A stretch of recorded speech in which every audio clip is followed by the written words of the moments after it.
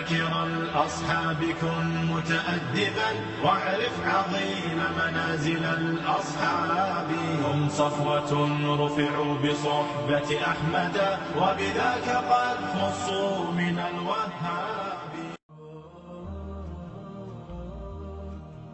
حضرت سعد بن ربی رضی اللہ تعالیٰ عنہ. جنگ احد کے بعد ایک دن ایک صحابی حضرت ابوبکر صدیق سے ملنے گئے. انہوں نے دیکھا کہ صدیق اکبر لیٹے ہوئے ہیں اور ایک ننھی سی بچی کو اپنے سینے پر بٹھا رکھا ہے. نہایت محبت سے بار بار اس کو چوم رہے ہیں اور پیار کر رہے ہیں. انہوں نے حیران ہو کر پوچھا، اے ابوبکر، یہ بچی کون ہے؟ فرمایا، یہ اس شخص کی لڑکی ہے جسے اللہ تعالیٰ نے بہت بلند مرتبہ عطا کیا. اس نے رسول اللہ پر اپنی جان قربان کر دی اور قیامت کے دن وہ حضور کے نقیبوں میں شمار کیا جائے گا. صدیق اکبر نے جس عظیم المرتبہ شخص کی طرف اشارہ کیا وہ حضرت سعد بن ربی انصاری تھے رضی اللہ تعالیٰ عنہ. حضرت سعد بن ربی مدینہ منورہ کے قبیلے خزرج کے خاندان بنو حارث بن خزرج سے تعلق رکھتے تھے. والدہ کا نام حزیلہ تھا. حضرت سعد کا شمار اپنے قبیلے کے نہایت متمول اور خوشحال لوگوں میں ہوتا تھا.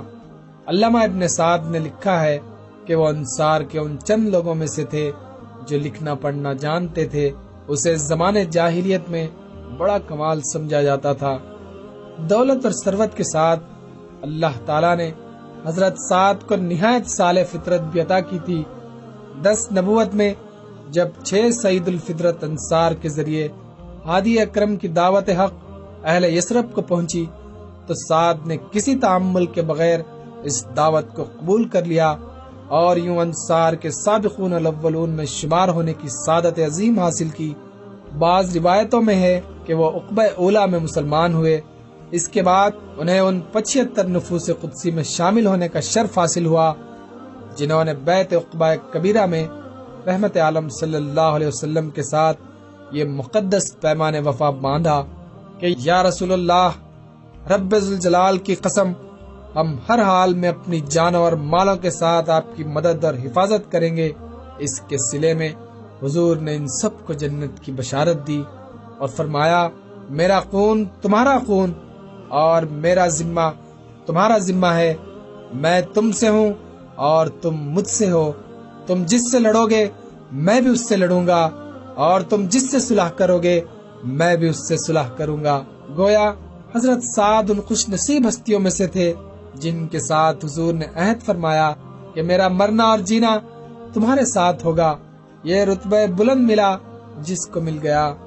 بیعت عقبہ کبیرہ کے بعد سرور عالم صلی اللہ علیہ وسلم نے اہل یثرب سے فرمایا کہ تم دینی امور کی حفاظت کے لیے اپنے 12 نقیب منتخب کر لو. چنانچہ شرکاء بیعت نے 12 نقبہ اتفاق رائے سے منتخب کر لیے. ان میں سے 9 قبیلے خزرج اور 3 قبیلے اوس سے تعلق رکھتے تھے. خزرجی نقبہ میں سے ایک حضرت سعد بن ربی تھے. اس سے ظاہر ہوتا ہے کہ وہ اپنے قبیلے میں بڑی قدر و منزلت اور اثر و رسوخ کے مالک تھے. ان کو حضرت عبداللہ بن رواحہ کے ساتھ بنو حارثہ کا نقیب بنایا گیا. ہجرت نبوی کے 5 ماہ بعد سرور عالم صلی اللہ علیہ وسلم نے مہاجرین اور انصار کے درمیان رشتہ مواقعات قائم فرمایا تو حضرت سعد بن ربی کو حضرت عبد الرحمن بن عوف کا اسلامی بھائی بنایا. صحیح بخاری میں حضرت انس بن مالک سے روایت ہے کہ حضرت عبد الرحمن نے ہجرت کے بعد حضرت سعد بن ربی کے ہاں قیام کیا تھا. مواقعات کے بعد حضرت سعد نے خلوص اور ایثار کا ایسا عظیم الشان مظاہرہ کیا کہ تاریخ عالم اس کی مثال پیش کرنے سے قاصر ہے. ان کی 2 بیویاں تھیں. اپنے آدھے مال و اسباب کے علاوہ انہوں نے حضرت عبد الرحمن کو پیشکش کی کہ اگر وہ چاہیں تو ان کی بیوی سے نکاح کر سکتے ہیں جسے وہ طلاق دے دیں گے. حضرت عبد الرحمن نے ان کی پیشکش قبول نہ کی، تاہم ان کو بہت بہت دعائیں دی. حضرت انس نے اس واقعے کا ذکر ان الفاظ میں کیا ہے، ہمارے ہاں عبد الرحمن بن عوف آئے اور رسول اللہ نے ان کی سعد بن ربی سے مواقعات کی. وہ دولت مند آدمی تھے. سعد نے عبد الرحمن سے کہا، تمام انصار جانتے ہیں کہ میں نہایت دولت مند آدمی ہوں، میں اپنا مال آدھا بانٹ دوں گا، اور میری 2 بیویاں ہیں، آپ ان کو دیکھ لیں، جو پسند آ جائے اس کو طلاق دے دوں، اور جب وہ حلال ہو جائے آپ اس سے نکاح کر لیں۔ عبد الرحمن نے کہا، اللہ آپ کے مال و متاع اور اہل و عیال میں برکت عطا فرمائے۔ اس کے بعد انہوں نے حضرت سعد بن ربیع سے پوچھا، کیا یہاں کوئی بازار ہے جہاں تجارت ہوتی ہو؟ انہوں نے فرمایا، ہاں، بازار قینقا۔ حضرت عبد الرحمن نے ان سے درخواست کی کہ وہ انہیں بازار کا راستہ بتا دیں۔ حضرت سعد نے بازار تک ان کی رہنمائی کی، جہاں حضرت عبد الرحمن نے تجارت شروع کی، اور ایک دن آیا کہ مدینہ منورہ میں ان سے بڑا تاجر اور کوئی نہ تھا۔ 2 ہجری میں حضرت سعد بن ربیع کو اصحاب بدر میں شامل ہونے کا عظیم شرف حاصل ہوا۔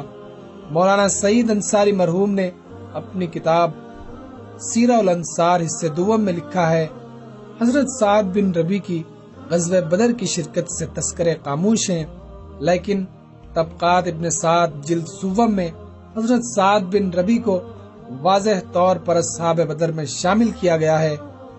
مولانا ابو القاسم رفیق مرحوم نے اپنی مشہور کتاب سیرت الکبریٰ جلد دوم میں علامہ ابن سعد کی روایت کو درست قرار دیا ہے، اور حضرت سعد بن ربیع کو بدری صحابی لکھا ہے۔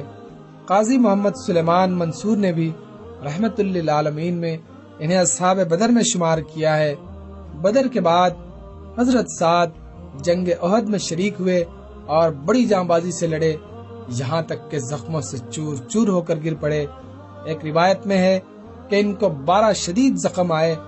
حضرت سعد کو رسول اکرم صلی اللہ علیہ وسلم سے بے پناہ محبت تھی، اور حضور کو بھی ان سے بڑا تعلق خاطر تھا۔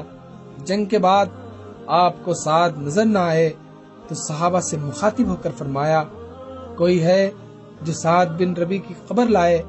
حضرت ابی بن کعب نے عرض کیا، یا رسول اللہ، میں جاتا ہوں۔ یہ کہہ کر وہ میدان جنگ میں گئے اور لاشوں کے درمیان پھر کر سعد بن ربیع کو تلاش کرنے لگے۔ بار بار ان کا نام لے کر پکارتے تھے، لیکن کوئی جواب نہ ملتا تھا۔ آخر انہوں نے بآواز بلند یہ الفاظ کہے، سعد اگر زندہ ہو تو جواب دو، مجھے رسول اللہ نے تمہارے پاس بھیجا ہے۔ اس وقت حضرت سعد بن ربیع کا دم واپسی تھا۔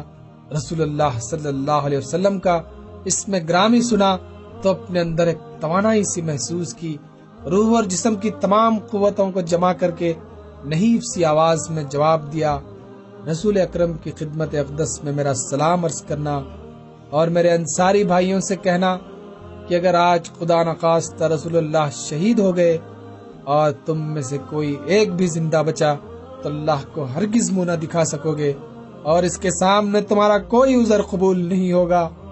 ہم نے لیلۃ العقبہ میں رسول اللہ پر فدا ہونے کا حلف اٹھایا تھا، یہ کہا اور ہچکی لے کر ہمیشہ کے لیے خاموش ہو گئے۔ ایک درد مند شاعر نے اس واقعے کو ان الفاظ میں بیان کیا ہے، ارشاد مصطفیٰ ہوا ہنگامہ ختم جنگ، کیا سعد بن ربیع سے کوئی باخبر ہے فرد؟ بے حد تلاش اور بہت جستجو کے بعد زخمی سپاہیوں میں نظر آیا نیک مرد، دم توڑتا تھا خون میں نہایا ہوا تھا سعد، دل میں مگر تھا عشق رسول خدا کا درد، فرمایا تھوڑی دیر کا بس مہمان ہوں، اے مہربان حضور کو پہنچا سلام جلد، پیغام قوم کو یہی بالاختصار ہے، باقی ہے روح جسم میں قائم ہے گر جسد، دشمن نہ آنے پائے رسول خدا کے پاس، روز حساب ہوگا ہر ایک عذر در نہ رد۔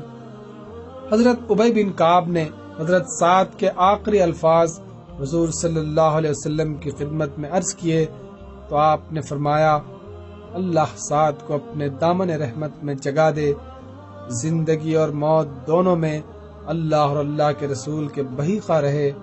اسی غزوے میں حضرت خارجہ بن زید بن ابی زبیر بھی بڑی بہادری سے لڑ کر شہید ہوئے تھے۔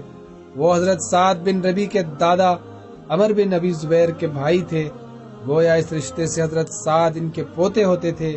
حضور نے حکم دیا کہ دادا پوتے کو ایک ہی قبر میں دفن کیا جائے۔ اس طرح رحمت عالم صلی اللہ علیہ وسلم کے ان دونوں جانثاروں نے زندگی میں بھی ایک دوسرے کا ساتھ دیا اور آخرت میں بھی یکجا رہے۔ حضرت سعد نے اپنے پیچھے 2 کمسن بچیاں چھوڑی، نرین اولاد کوئی نہیں تھی، اس لیے سعد کے بھائی نے ان کی جائیداد پر قبضہ کر لیا۔ ان بچیوں کی والدہ عمرہ بنت حرام انہیں ساتھ لے کر رسول اکرم کی خدمت میں حاضر ہوئی اور عرض کیا، یا رسول اللہ، یہ شہید احد بن ربی کی بچیاں ہیں، ان کے چچا نے سعد کی جائیداد پر قبضہ کر لیا ہے، وہ انہیں باپ کے ترکے کا حقدار نہیں سمجھتا، خدا کی قسم اگر انہیں کچھ نہ ملا تو ان کی شادی نہ ہو سکے گی۔ سرور عالم نے فرمایا، اللہ تعالیٰ خود اس معاملے کا فیصلہ کرے گا۔ علامہ ابن سعد اور ابن اسیر کا بیان ہے کہ اس موقع پر آیت میراث نازل ہوئی، اگر 2 عورتوں سے زیادہ ہوں تو ترکے کا 2/3 ان کا حصہ ہوگا۔ سورہ نساء 176۔ چنانچہ حضور نے لڑکیوں کے چچا کو بلوا بھیجا اور انہیں حکم دیا کہ فرمان الہی کے مطابق 7 کے ترکے کی تقسیم کرے اور جو باقی بچے صرف اسی کو اپنے پاس رکھیں۔ انہوں نے تعمیل ارشاد کی، حضرت سعد کی دوسری زوجہ کا نام معلوم نہیں ہے اور نہ ان کے بطن سے کسی اولاد کا پتہ چلتا ہے۔ حضرت سعد بن ربی اپنے جوش ایمان، عشق رسول اور جذبہ ایثار و خلوص کی بدولت تمام صحابہ اکرام میں بڑی عزت اور احترام کی نظروں سے دیکھے جاتے۔ رحمت عالم صلی اللہ علیہ وسلم بھی ان سے محبت فرماتے تھے اور خاص موقعوں پر ان سے مشورہ فرمایا کرتے۔ ابن سعد کا بیان ہے کہ غزوہ احد سے پہلے حضور نے مشرکین مکہ کی جنگی تیاریوں کی خبر سنی تو آپ نے حضرت سعد سے بطور خاص گفتگو فرمائی۔ حضرت ابوبکر صدیق رشتے میں حضرت سعد بن ربی کے پھوپا ہوتے تھے، کیونکہ ربی کی چچا زاد بہن حبیبہ بنت خارجہ بن زید حضرت ابوبکر صدیق سے بیاہی گئی تھی۔ وہ حضرت سعد اور ان کی اولاد کو بہت مانتے تھے۔ ایک دفعہ ان کے عہد خلافت میں حضرت سعد بن ربی کی صاحبزادی ام سعد جمیلہ آپ کی خدمت میں حاضر ہوئی۔ صدیق اکبر نے عذراہ تعظیم اپنی چادر ان کے لیے بچھا دی۔ اس موقع پر حضرت عمر فاروق بھی موجود تھے۔ انہوں نے پوچھا، اے خلیفۃ الرسول، یہ خاتون کون ہے؟ فرمایا، یہ اس شخص کی بیٹی ہے جو ہم دونوں سے بہتر تھا۔ حضرت عمر فاروق نے حیران ہو کر پوچھا، وہ کیسے؟ صدیق اکبر نے فرمایا، اس لیے کہ اس کے باپ سعد بن ربی نے رسول اکرم صلی اللہ علیہ وسلم کے سامنے جنت الفردوس کی راہ لی، ہم اور تم ابھی تک اس دنیا میں بیٹھے ہیں۔ رضی اللہ تعالی عنہ۔ نبی کے صحابہ کے راستے پہ چل کے دلوں کا سکون ہم نے حاصل کیا ہے۔ نبی کے صحابہ کے راستے پہ چل کے دلوں کا سکون ہم نے حاصل کیا ہے۔